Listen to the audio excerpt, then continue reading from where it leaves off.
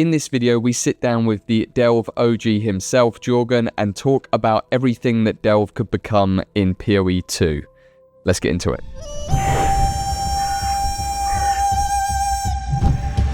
Jorgen, how you doing, mate? Not too bad. He's let me in the gates, finally.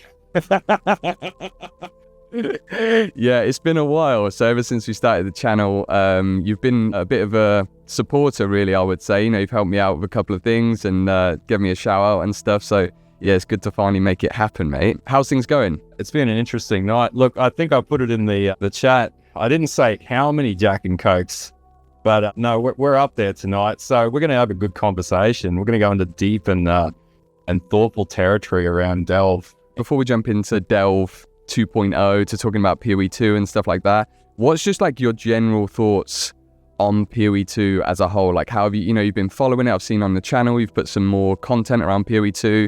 Seems like you're starting to get super excited about it. But yeah, what's your general feeling? Well, I went to ExileCon 2 last year and I got crack at playing the whatever version it was back then. But I guess in seeing what it's become versus what it was, going back 4 or 5 years ago when we thought it was going to be a subsect of PoE 1, I'm pretty keen on it. I think what we've seen so far, we haven't really seen actual builds in play. We've just seen sort of tailored play tests in the initial stages of the game or in the early leveling phase. We haven't really been shown what any sort of real endgame concept's going to be yet. And I reckon we're going to get some absolutely insane build variants and things like that, especially with the new weapon switch system, just the way that combat feels as well. Like everything feels heavier, grittier. And of course, we haven't seen anything on the Templar yet, which is obviously going to be my favorite class. And I'm hoping to see some pretty whack shield builds that we can make out of that. Yeah. And basically break the game with it just absolutely insane tank builds. But that's my thoughts on it so far. So yeah. So for those of you, everyone's going to be familiar with the channel who's watching this, I hope. But if you're not, definitely go check it out. And you are kind of the Delve guy, right? Like in my mind, I'm like, if I need Delve advice, I go to Jorgen's channel. So I'm sort of curious, like, what was it about Delve for you in PoE 1 that like really got you hooked? So I didn't originally like Delve the way that I like Delve now until it was a fair few leagues ago actually, where there was a challenge in the Challenge League that required you to run Delve and open up chests in Delve. It was like, this is a bit of a grind. And then funnily enough, you start to do a little more research and you're like, hey, this is actually really good. The other thing was like generating currency was always something that, you'd see like creators make these absolutely wild currency strategies or do things with maps. I've always found maps quite repetitive. The thing that I like about Delve is like, if you understand the mechanic well enough, number one, you don't need to go very deep to be able to generate currency. It's very straightforward. It's really new player friendly as well. And a lot of people that will sort of get into Delve off the back of my channel will be like, hey, what's the best strategy? Primitive resonators, and you can literally just farm that at low depths and or fossils.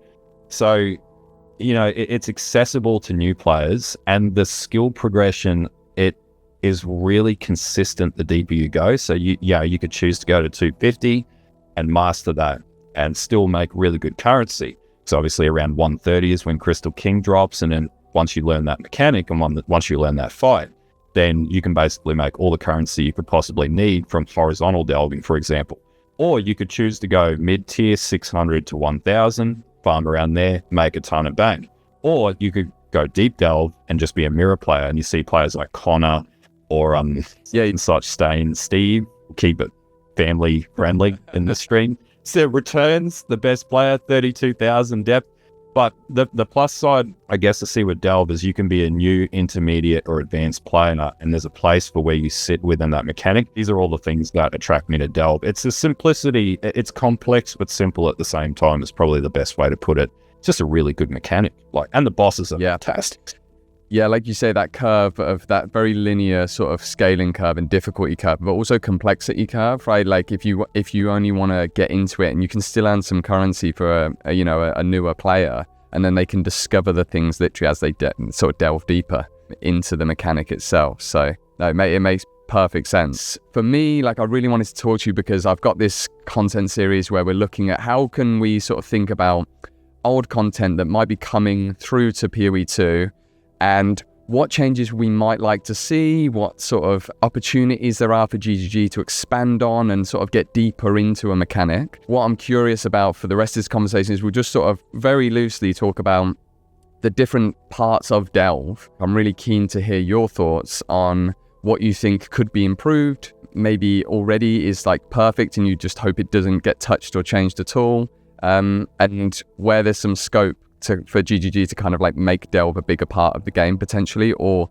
certainly add depth to it. So we can get onto the skill versus build, difficulty scaling and stuff, I think later on. That would definitely be something that'll be interesting to talk afterwards, kind of spitballed a bit. But I think like first thing, biomes. Let's just start with the biomes and stuff like that, right? We've seen some of the amazing environment art. There's a little bit more verticality in PoE 2, and we know they're trying to do stuff. Like, where do you think biomes are at in terms of both, I guess, like the number of biomes, the size of biomes? Like, do you think there's some interesting stuff that they could do with the environment itself? One of the things I noticed in the initial playtest back, or going all the way back to the first ExileCon, was where you had things like a corpse devourer sort of going through the walls, and definitely you would have seen it in the gameplay from the guys that recently went to LA and whatnot around the dynamic environments, I guess, whatever the term they use for that is. So the idea I see with the way that environments work, for example, is, so say you go into a new biome, the way that you currently identify a biome will be based on the Delve map, right? So you'll see the biome come up, it'll be like Primeval, or it'll be Val Ruins or something like that, fungal caverns.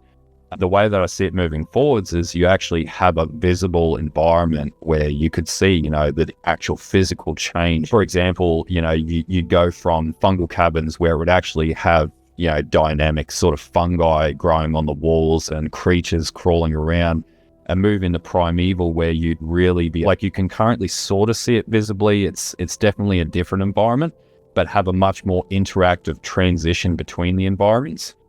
Would be just really cool to make it a lot more immersive than it currently is, because right now, you know, you don't know the difference. You sort of know the difference, but it's very simplistic. Yeah. Having it where there's a very big change, you're like, oh wow, I just stepped into this environment, and you know, this is potentially more dangerous. You know, depending on different environments, having modifiers that could be more dangerous based on the affinity of the environment would be fantastic too. There's definitely elements of that with first organics and fire out or molten cavity environments and things like that, but it's very like basic in the way that PoE 1 does it. Because I wonder, that makes me think that like environmental hazards as well, right? Like things that, you know, is there opportunities for, fungal caverns to have like a sort of slow tracking fungus that like comes towards you and degens you, right? And like kind of changes the arena a little bit, or you know, frozen hollows, or, you know, frozen caverns, is that, I'm trying to think, but it's, you know, like, can there be elements of like shards, ice shards dropping, a bit more of a dynamic run through the actual environment? The other thing that they could do with this, right, so that the idea behind PoE 2 is to be a much more strategic and more calculated game, right, slow the pace down. Now, the way that you currently just blast through Delve, right, whether you're playing a mana bond character or something like that. If you had, for example, fungal, right, you had like poisons and chaos damage, and you knew if you stepped into that environment, you would need to actually mitigate the environment itself based on the build that you're playing. That'll force you to take a much more complex winding path through, because maybe your character is not good against poisons. And so, you know, you need to go through a fire path or an ice path, because that's what you mitigate. You know, you might run Transcendence if that's in the game. So you can deal with elemental, but chaos is just bad. And that would actually slow the way that you progress through Delve as well. So you would be forced to actually go, I can't go through that biome. It might have heavy physical damage, like, you know, blades or swords that come out of the ceiling, or certain monsters that attack you that are in no other biome.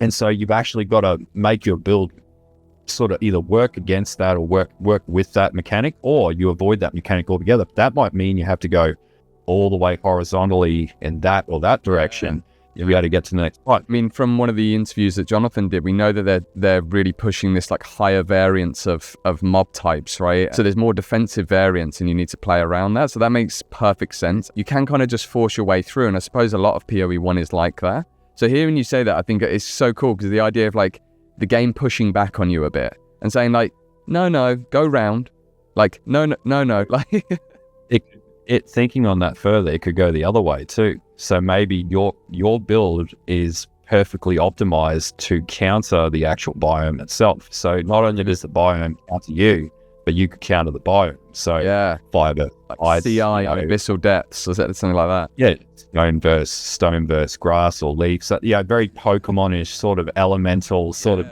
But it makes sense, like, so you could build a character that would be like, well, if you can hit all these biomes efficiently because your character outputs lightning and its affinity is, something that's weak to light and fire, for example. And that'd be just another really cool build mechanic that you could go, well, these are the types of builds and then you could potentially have some very specific boss biomes based on those elemental affinities or those sort of modifiers. I expect this is actually a perfect segue, because I think one of the other topics that I really wanted to talk about was bosses, right? Like Delve does have, I think, quite an interesting relationship with bosses, the way that you access bosses, because most other things are, you're gaining keys to access a specific map or arena. Whereas with Delve, it's like, it's there on the map and you just get to choose whether you want to go towards it or around it. And so I think not only in terms of like, what are the ways you access bosses, I'm curious to hear about that. We've seen the bosses in PoE 2 look amazing. What kind of thing would you love to see? I think we'll probably still, like, if the mechanic port's over, we would still see Crystal King. Crystal King is a unique boss unto itself. Like, boss design wise, it just hits the itch in every possible way. One of the beauties of the Delve bosses is there's a lot of telegraphing within those fights, but also the fights significantly vary based on modifiers. If there was a way to, for example, re-roll those modifiers, would be really good on the bosses. That'd be a great mechanic that GGG could add. But even beyond that, similar to the Pinnacle boss system, you'd treat, for example, Crystal King being able to adjust the modifiers similar to a map and say, okay, well, I'm going to fight a less sort of difficult boss, make it more doable, but I also am going to compromise and, okay, I'm not going to get as much probability for like an envy drop, for example. It's going to be a lesser drop. But that's if it's a tit-for-tat port over, right? And we don't necessarily want it to be a tit-for-tat port over. And what I'd say, like, if we had, for example, biomes where you had like penultimate bosses, right? Similar to current penultimate bosses before you meet the like Black Star, Endless Hunger, there we go. Having penultimate bosses interspersed between the Delve maps that maybe sort of give you an indicator that a big boss, a Pinnacle version of a Delve boss is coming up would be really cool. The map tile sets and the way that they're designing the game is much more dynamic and random. And potentially the Delve map could grow to the character coming down, as opposed to it sort of being a seed predetermined. It could be, okay, they farmed for so many nodes based on this deb. Here's a penultimate boss that comes up and you're like, ha, I see that boss.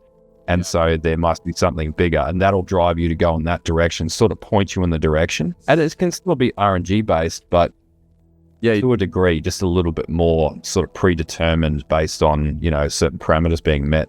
I wonder if there's an opportunity to have like kind of almost like a cartography system, not like a full system that's a whole other thing to worry about, but like, imagine if there was drops that kind of like were consumables or something. You could ping them in the Delve UI map and kind of give you like a rough 30-degree cone, or something of like, go this way to the nearest boss from you. And so there's still an element of like mystery where you don't know how far it is, but you're going in the right way, perhaps. Like a depth sounder sort of effect, and it gives you a radius and goes probability of boss in this direction or like percentage wise or something like that. But it'd be something that you could collect from specific biomes in Delve. Yes, I totally understand what you mean. And then in terms of like the bosses, obviously you look at the All fight, the Crystal King fight, and it's like, obviously it was done quite a while ago, and we know that, we've seen the giant bone serpent boss that we just saw in the recent showcase, Kataba 2.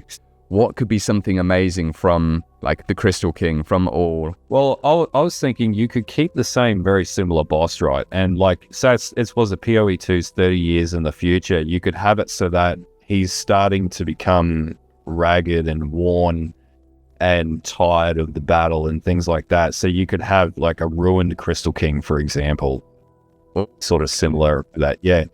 And based on the way that the boss fights work in PoE 2, for example, you could have it so, when he goes in for his swing or whatnot, like dodging that mechanic would be much more meaningful in PoE 2, because if you get clipped by Crystal King at, say 500 depth, depending on how the depth scaling is, and that's basically just a one-shot mechanic, And that can be the case in Delve as it is, depending on your build.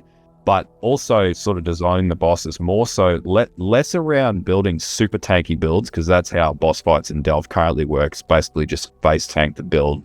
If you're strong enough, you can take it down. But redesigning the bosses in a way that encompasses the skill mechanics that they're adding into the game around dodge roll and things like that, so that you're actually having to have almost like a hand-to-hand tournament with the Crystal King. So he takes a swing at you and then you've got a dodge roll around and then you get a few hits in, yada, yada. Obviously, one of the biggest issues in Deep Delve is the sheer amount of health that the Crystal King or the bosses will have. And so you scale that down and maybe they don't have any more health the deeper you go, but they hit like a bigger version of a truck. So that the more you progress, the harder they hit, or they're speeding, like not just modifiers, but then there's maybe adaptive changes to the way the boss fights. So, you get to depth 500 and there's a new phase added to the boss, so you can't telegraph it. Okay, what depths do you have to get to then get Uberall, right? Because one of the things that we know from what Jonathan said is they love kind of you having to earn difficulty, right? And that's been a proven way that kind of like reduces complaints and kind of one-shots and surprise. And so if you say, you get to 1,000 depth, whatever it has to be, then it's like you start getting a chance for Uberall, and that becomes a thing. I think that makes perfect sense. Almost like content gating slightly behind, or version gating behind depth. Even cooler concept is each of the 3 bosses drop a singular fragment, similar to a curiosity, so they can drop their standard loot table that they'll drop, but you'll get a guaranteed fragment.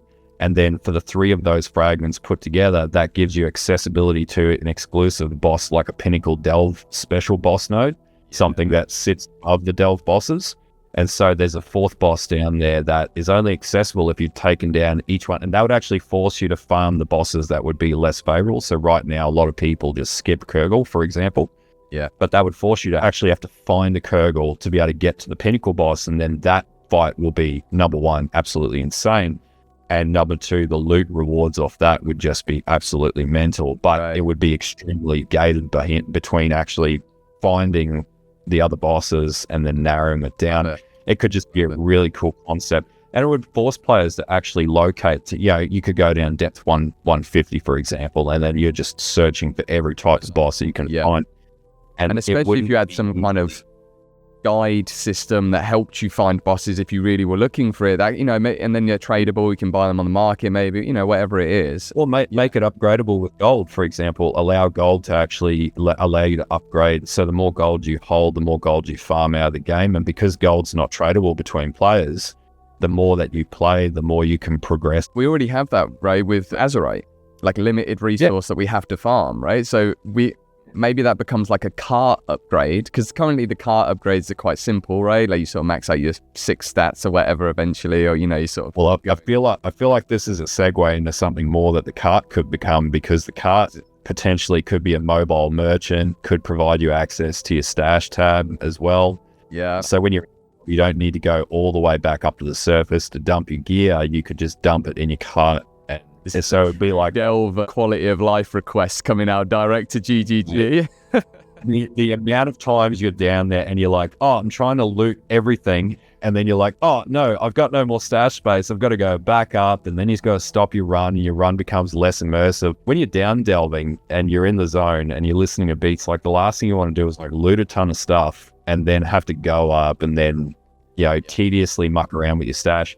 Really what you want to do is go back to the minecart, be like, all right, I'm going to dump my gear, then I'm going to go back out and then find whatever I want to find. Yeah. And so that would be just an absolutely mental quality of life change. Like the cart actually becomes a functional item, like a functional stash tabbing system, as opposed to just the locator for the next node that you're going to go to. You get a lot more purpose out of that mechanic. It makes sense. Nico's had 30 years to make upgrades, put spoilers up, neons under the bumpers. Absolutely. You could get, if you got the Delve Bear MTX, for example, you could upgrade your Delve. The MTX shows the increases or enhancements to your cart. Maybe you make that gated, so you have to earn, to a certain level to unlock the ability to be able to use it as a stash tab, for example, or not a stash tab, but access your stash tab itself. So that, you know, you don't get it straight away. You've actually got to progress Delve a little bit, and then you get all this great upgrade.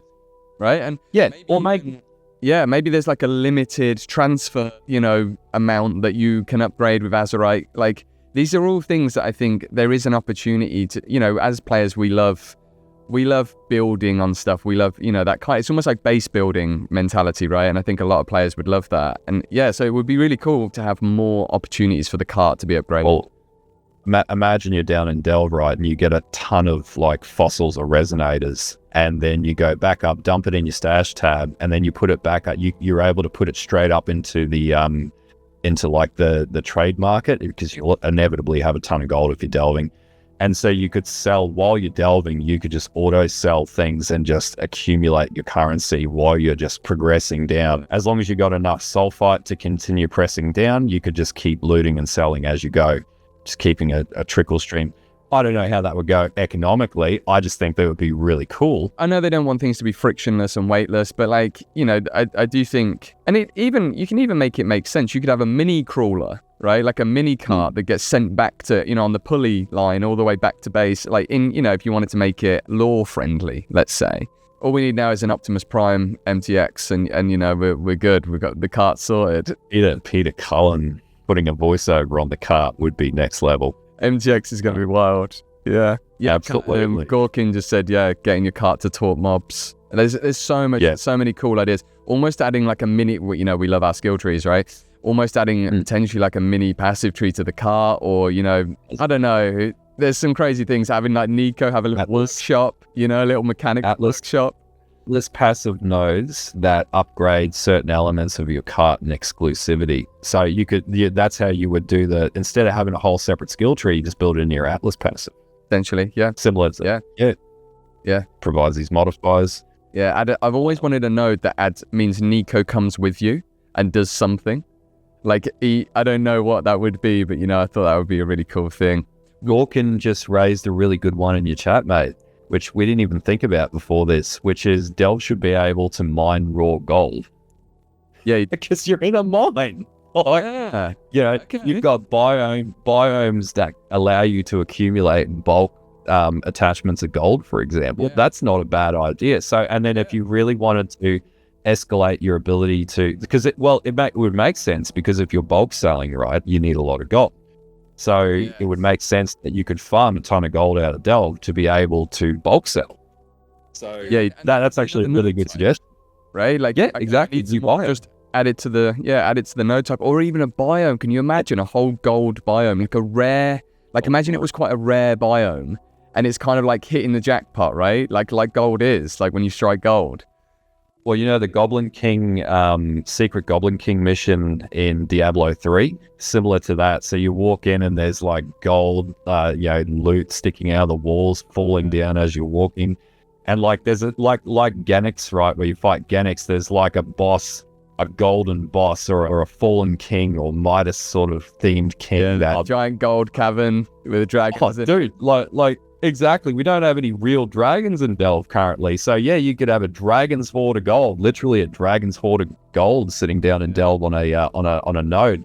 That'd be really cool. It'd be a really cool concept. Feed it, as long as it fits in with the game design. That was a great suggestion, Gorkin. Nice one, dude. That's what this kind of chat's really about. It's just like throwing some ideas together and just sort of trying to play around with different ideas. So love that idea. I'll come back to the fossil thing, because there's so many tangents that you've just listened to there just brought up for me. But I'll try stick, and then we'll sort of figure stuff out. So fossils, obviously, we know that a lot of the crafting materials and the way crafting items are going to be available to us have changed. We've got rid of a ton of orbs. There's no alterations. Chaos is now completely different. So I feel like, essentially they've tried to get rid of all of the ways that we can re-roll items infinitely, right? And fossils were obviously a way for us to have access to doing stuff like that. So I'm curious what you think fossils could become. Because I think another potential critique that I have, I'm definitely speaking for myself, but I could be alone with this, is I find the fossil system a little bit, it's super intense crafting-wise. Like, it's such a complex crafting system and understanding weights. And it's like, maybe you go on Path of Exile and you get your weights and biases done, right? I'm curious, like, what you think it could become, and maybe how they could make it slightly less complex. So they've obviously reduced the amount of currency items in the main PoE 2 game, right? And that's where I guess things like Delve start to come in.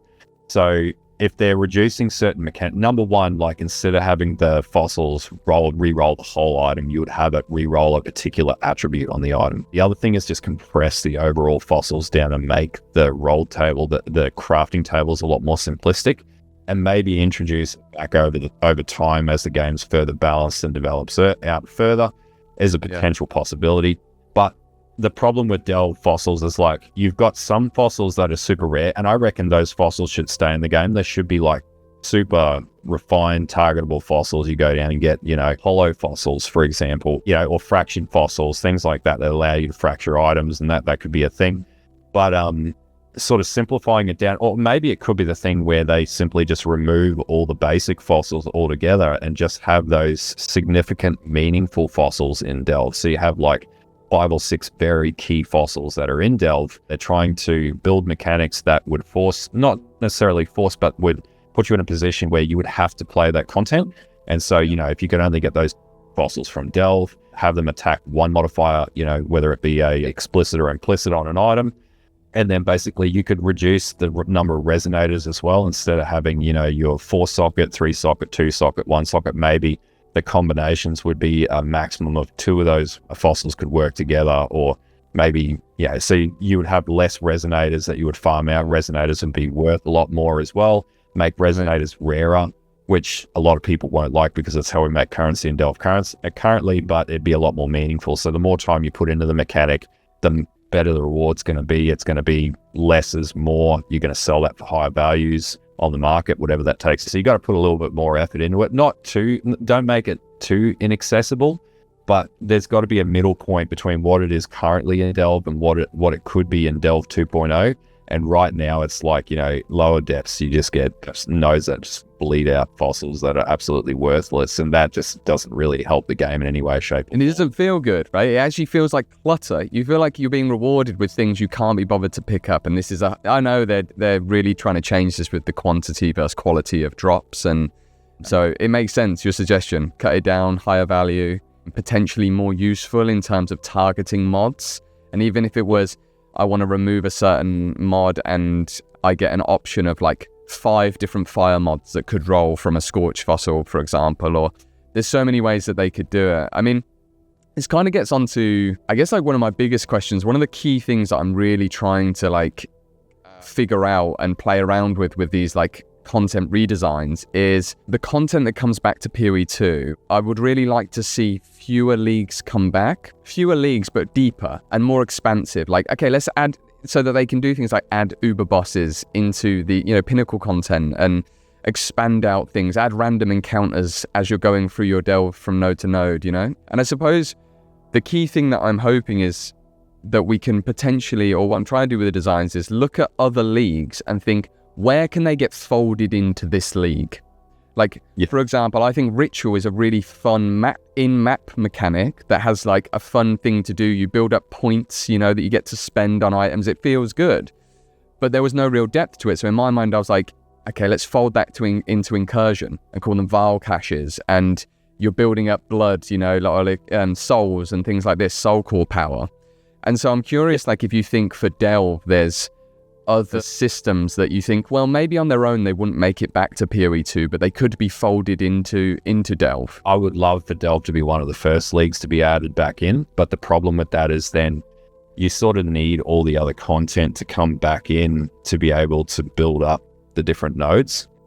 Delve currently, where it stands, is like a lot of clutter. There's a lot of nodes in Delve that just don't make sense. They're just like almost like filler nodes, like gem nodes, things like that. Branching off on a bit of a tangential question is, well, not a question, but discussion topic, is like, so you don't want them to add too many mechanics in from PoE 1. And the reason for that is you've got to give PoE 2 the opportunity to become its own game at the end of the day. And if all you're going to do is port over all the content from PoE 1, all you're really going to do is turn PoE 2 into a polished version of PoE 1. So you sort of have to draw a line at some point and go, that mechanic had its downfalls and its advantages, and exactly what you said, compress the mechanics that are in PoE 1. Like, one of the biggest problems with PoE 1 right now is a new player comes into the game and you're faced with 20 bajillion mechanics. Yeah. You couldn't feasibly port every mechanic into PoE 2 without changing PoE 2 from being its own thing and turning it into something that's very reminiscent PoE 1, and then it sort of like doesn't know what its identity is. And I know what you mean. Yeah. If you don't allow for that and you just clutter it, you take away what they're trying to achieve, which is trying to make it new player friendly. And this is the advantage that PoE 1 had. It didn't, it was a Sacrifice of the Veil was the first league. It didn't have any of this bloat. So it was its own thing. It was clean. It was a fresh template.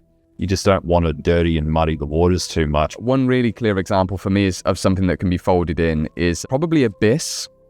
I think you could probably do that. To me, seems a really natural fit of like, leave Abyss, get rid of fissures in maps and stuff like that, or maybe make a fissures more delve coded so that the soul fight interaction, instead of just hitting a mine and Nico pops out of the ground, right? It's like a fissure happens and at the end of it reveals soul fight, right? That could be interesting. A few soul fight monsters come out and and I think like something like Abyss, we've already got Abyssal Lich inside of Delve, right? So why not bring the other two in? I've got a better concept and thinking about that. Well, we were talking about the number of mechanics that are in PoE 1, right? And the difficulty with PoE 2 not having as many mechanics initially, right? Well, instead of bringing every one of those mechanics back into PoE 2, just make Delve an archive. It's like Legacy League, right? Delve becomes, it's almost like the fossilization over time. Sedimentary layers get built up and stuff, right? If you wanted to be really clever about it, they probably wouldn't do this. But go from like the sequence of when the the game started, like that's probably going too far into it, and make it different depths. But you could scratch the itch of the players that want to see that old content in the new game, but also relegate it into one area so it doesn't sprawl out like a virus and sort of infect everything. Yeah, no, I definitely think it's an interesting idea for sure. Quite a bit of a balance challenge, a bit tricky, like you said, when Beyond came into Delve. And then you end up with they're like, do we really want to balance the bit of Beyond in Delve when we want to be working on other stuff? I suppose there's a bit of a challenge there. Delve is such an interesting mechanic. I totally understand why you've become the Delve guy, right? Like I totally get why you're hooked on it. And that's why I really wanted to talk to you, to understand your perspective on what you're hoping for. Because I think out of anyone, not only do you spend a lot of time in Delve, but you have to communicate it. And you have to try and you create guides for it. And so you've also got that new player experience in mind. And I think you're thinking about it from that kind of level a lot. So yeah, I think, there's definitely opportunities. Some of the things that have come up in this conversation are definitely going to help me in terms of change my mind in ways of, I could maybe design something for this like Delve 2.0 video come in. Some of the comments in the chat have been great as well. I mean, is there anything that we haven't covered that you think? Only one that we spoke about before we started, and it's changing the way that you look at Delve and moving it away from having one option, which is overtaking a character to go deeper, and taking advantage of the new gameplay sort of mechanic and style of PoE 2 and actually have it so you could either build a really tanky character or high evasion character and progress down and go deeper, or you could make it a skill base. You could also semi-make it skill based. So if you were fast enough on the controls to dodge, duck, and weave around, then potentially if your character is designed around being a high mobility character that can actually mechanically navigate Delve because it's a little bit of a slower gameplay arc, it's not as zoomy, then you could go deep with having a less tanky, less big chungus character and have it so that you could actually be a high skill player. And so it would be an advantage to people who can afford really expensive builds or people who are really high skill. And so you could have two avenues to be able to progress down into the depths of Delve. Yeah, I completely agree. Yeah, like you said, we sort of touched on this earlier, and it's funny that I forgot it because I think it's such an important point, right? And it's going to be interesting to potentially see, and I hope it gets balanced this way because it will be some hybrid between the two, right? Mechanical skill and build skill, let's call it. And who gets to those depths? Say the cart didn't automatically speed up to catch up with you, 100 miles an hour, right? What if there was a fixed limit on the speed? Still have that weighting so it increases with speed to catch up with you a bit. The traversal of the tunnels is a really currently cheesable and underrated kind of like part of the content. And then you get to the node and you have to engage with the node, aspect or, whatever the encounter is there. Make the cart actually interact with the combat. So make it part of your build. And basically you could use the cart as either an offense or defensive option. And you could actually, so you could modify it with mini turret. Exactly. Well, that would be dope. Like, just put it frankly. But like, if you were playing a character that relied on evasion or having to use environment to dodge hits from things, you could use the card to block attacks to a certain degree and things like that. Or potentially have temporary buffs that you could use the card to buff your character. You could activate that buff, for example, for a time being if you're running near critical health and you weren't doing too well. Yeah. Have RF on the cart, for example, have a little spire that comes up, shoots flames out or something like that. Spend Azurite to unlock skill sockets in the cart up to like 3 or something, right? List passive nodes that upgrade certain elements of your cart and exclusivity. So you could, that's how you would do instead of having a whole separate skill tree, you just build it in your Atlas passive. Essentially, yeah. Similar to Yeah. Provides these modifiers. Yeah, I've always wanted a node that means Nico comes with you and does something. Like, I don't know what that would be, but I thought that would be a really cool thing. And I love the idea of making the tunnel runs between nodes, your actual runs, way more like a kind of survival game. Not big time. Like, I'm not talking like, pure survival game, but like this idea of kind of being encroached by the darkness. It's so thematic and what made Delve such an interesting thematic change, I think. And so kind of bringing that back and like ties into the skill thing that we talked about. Maybe your job isn't to kill all the mobs in the caverns, right? And defeat the darkness. Maybe your job is just to survive to the next node. This is what this podcast's about. This is wild. Now we're getting into that wild speculation. Yeah, cooking. Cross-league, cooking. For sure. I mean, one of the things, the only other thing actually that has really sort of stuck out to me when I've been thinking about this is the opportunity for Citadels to become like longer form content. And I'm not talking like maybe an hour, but like, what if it was like a 20-minute clear, like a long map, like almost like a unique map that was, and that's a whole other topic about what they could do with unique maps. But yeah, what if when you found a Citadel, it wasn't just run around in the dark and click some chests, it was like okay, here's like a 20-minute bit of content and 10 minutes in there's a mini boss. And then at the bottom of the Citadel is one of the bosses. Or you have a delve within a delve. Like the boss fights are actually like similar to, I guess, how Abyss currently works with the abyssal liches. So you got to go into a separate underground cavern and then fight a bunch of packs to then get the boss. You got to tease the boss out of the ground. Yeah, or activate the boss with souls or something like that. Yeah, depending on the boss, right? Unique mechanics. You could get it for the Ahuatli, the blind, whatever. I probably butchered that, but the Vile boss. It's like, it could be a Vile temple, like an underground Vile temple vibe, and there's kind of almost, it's a bit of a mirroring of Incursion or something, Yeah. And yeah, I just think this idea of you're doing your delves and you're doing these runs that are taking you a few minutes, right? Even less than that sometimes.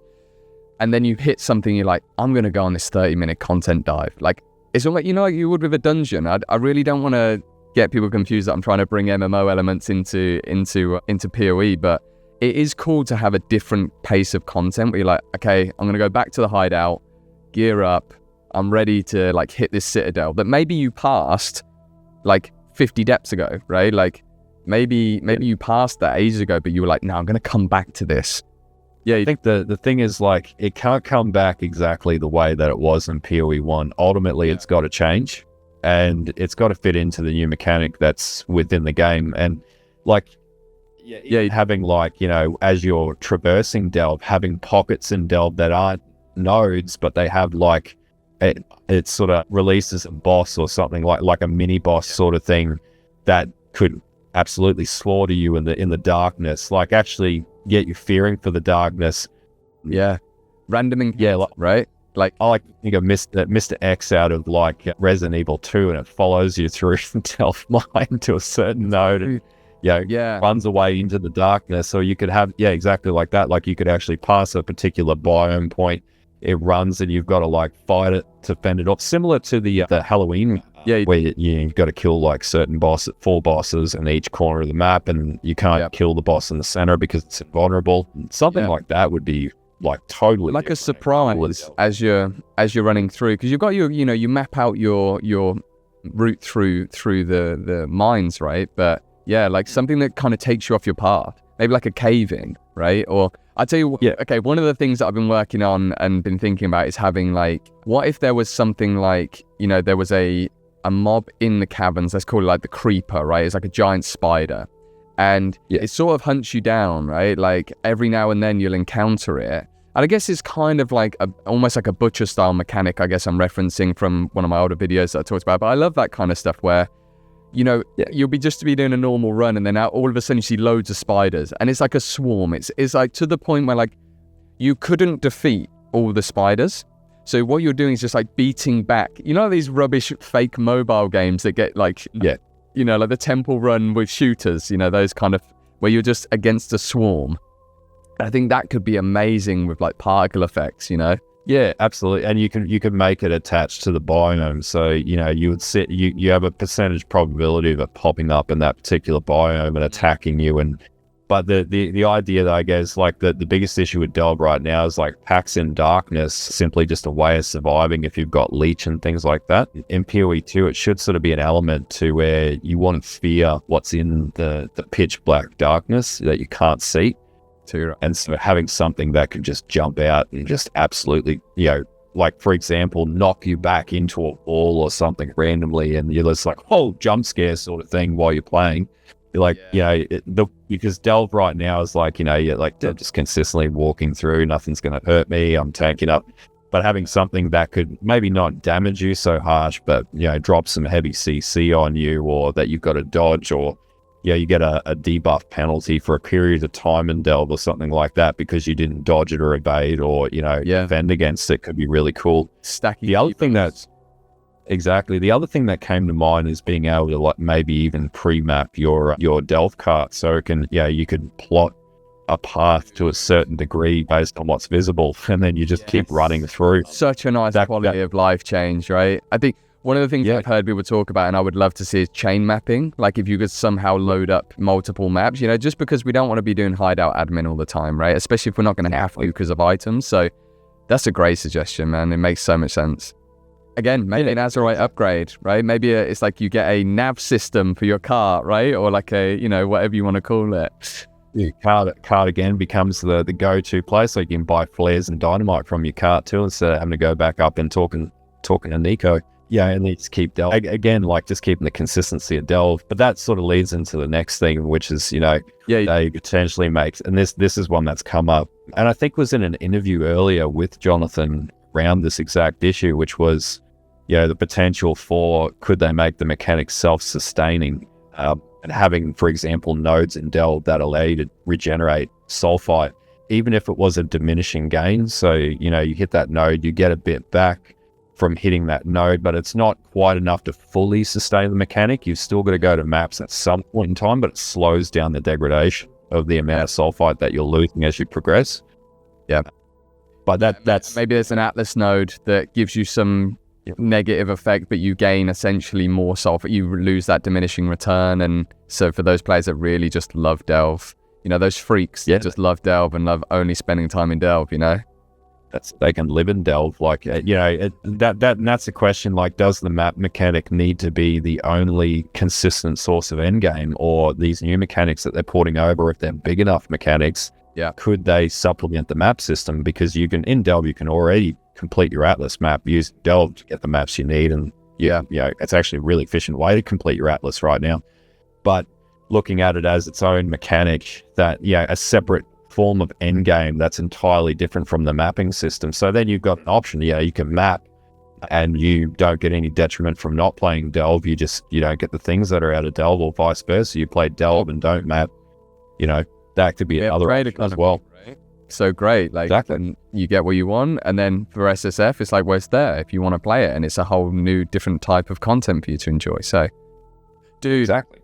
This has given me so much to chew on, man. This is exactly the conversation I was hoping that we would have. So, I'm super grateful. I'm going to take so much of this. I've been making some notes and stuff, and I'm I'm gonna start working on this. I've already got some ideas on that, and I will be coming out with a Delve 2.0 sort of a few design ideas. So I'll be really curious to see what you think when that comes out. So yeah, thanks so much for your time, man. I mean, tell us, like, you know, for everyone who's going to watch this, they obviously know who you are most likely, but what can people expect from your channel? What's coming up? What are you working on? I saw your Rayclass 101 series started recently, so that's kind of cool. But yeah, what's going on there? We're going to be focusing on new players coming into the game in particular moving forward. So obviously with PoE 2 coming out, hopefully in beta before the end of the year, we'll also be there'll be the advantage to, beta content and more digestible portions for newer players that haven't played something so complex to get them into Path of Exile 1 before the new game comes out. So that was one of the things. And outside of that, just a ton of PoE. I've got about 30 plus video ideas sitting around in the background right now that I just don't have enough time to produce them all right now. And even I got one out of just talking to you tonight, which is a really good concept. But yeah, and obviously we've also got Last Epoch coming out soon, and then Titan Quest 2, hopefully. There's a ton of stuff. Okay. So it's a really good year for RPG. Yeah, it's going to be wild. Cool. You're going to be covering some of those other games on the channel, maybe, or are you sticking to PoE? Oh, there'll be a primary focus for PoE 2 and PoE 1, but definitely there'll be some stuff come up for the other things. To be able to critique your main games, you have to actually try the other games to get an idea of what else is out there. And we don't know what the new Diablo expansion is going to be like as well. So D3 was turned around. So maybe D4 is on that path right now. Who knows? Yeah, I love the optimism. The more the merrier is definitely the philosophy, right? Like, in competition breeds good products. So yeah. All right, mate. Thank you so much. We'll cut it there. Thanks, guys, for watching. And I guess we'll see you in the next one. Ta-da.